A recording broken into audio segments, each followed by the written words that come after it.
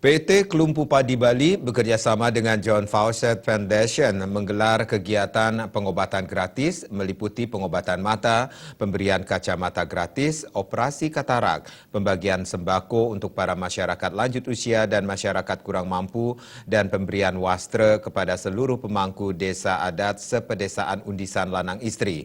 Kegiatan ini dibuka langsung Wakil Bupati Bangli, Sang Nyoman Sedana Arte.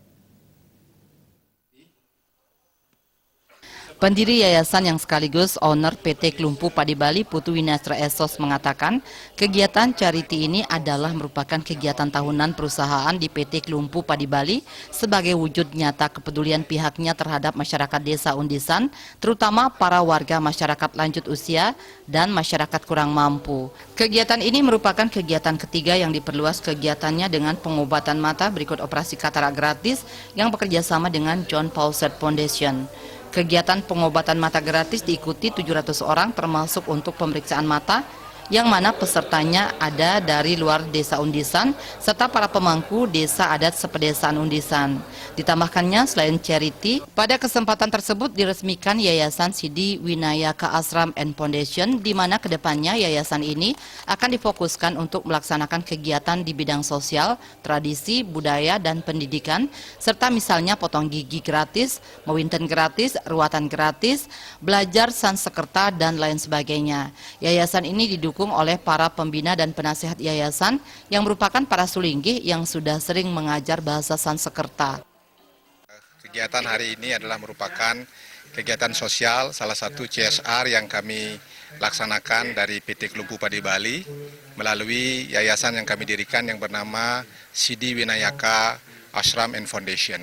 Jadi kegiatan sosial ini sudah berlangsung 3 kali dengan melibatkan seluruh masyarakat desa Undisan yang lanjut usia dan juga kurang mampu.